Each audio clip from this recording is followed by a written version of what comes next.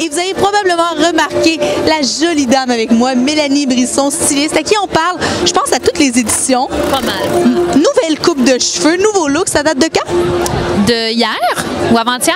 Oh, c'est pour aujourd'hui, en tout cas. Toi, tu te réinventes sans cesse en mode, toujours créative. D'où te vient cette envie de toujours créer?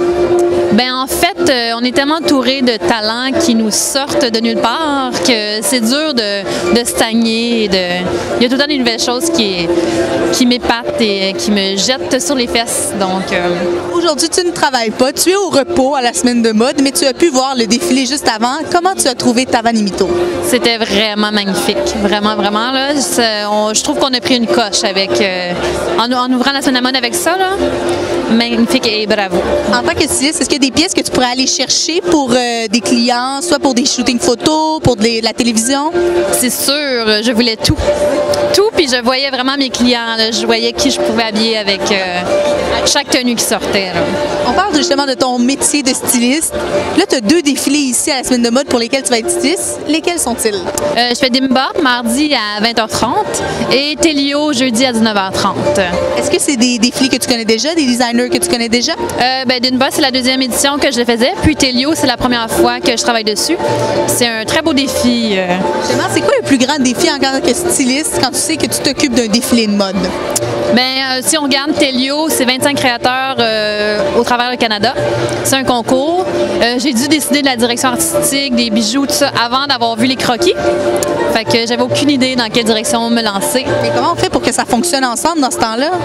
On est créatif. Je savais que le thème c'était le rouge. Fait que moi j'ai créé ma direction avec ça, puis c'est ça. En tant que styliste dans la vie de tous les jours, est-ce que tu es habillée aussi bien que ça? Vraiment pas, non. Moi, je suis très jogging. Si on te croise aux gens coutus, tu ne seras pas habillée de si belles pièces? Jamais. Mais si tu nous parlais de ce que tu portes ce soir, que portes-tu?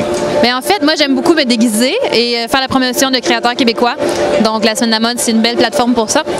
Ma jupe, c'est Ursa Minor.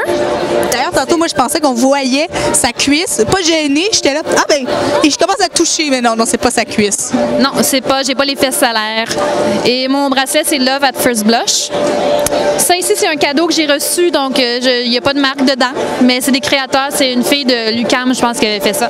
Puis mon collier, c'est Mela. Quand tu parles justement de créateurs, de jeunes étudiants, est-ce que toi, tu te promènes beaucoup dans les écoles pour découvrir des nouveaux talents? Oui, eux, ils n'ont pas encore compris qu'est-ce qui se vendait pas. Fait que c'est comme un trip de... Ils créent des choses qu'on verra jamais nulle part ailleurs. Fait que c'est vraiment le fun. Ça, les stylistes, vous en avez besoin pour les shootings photos, quelque chose qui sort de l'ordinaire, qui ne se vend pas? Oui, ça dépend si c'est pour un magazine, mais non, parce qu'on veut que les clientes puissent se permettre d'acheter ce qu'on voit dans les magazines. Mais si on fait un créatif, moi, j'avais beaucoup de chanteurs et tout ça. Fait que pour des costumes de scène, c'est vraiment le fun. Quand tu dis ce qui ne se vend pas, à Montréal, ce qui ne se vendait pas il y a 10 ans, ça se vend aujourd'hui, non? On est de plus en plus, on ose de plus en plus?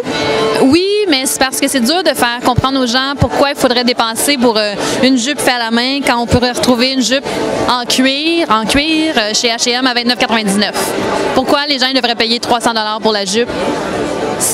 Moi, je pousse beaucoup ça parce qu'il faut encourager la mode locale. Merci beaucoup, Mélanie. Merci.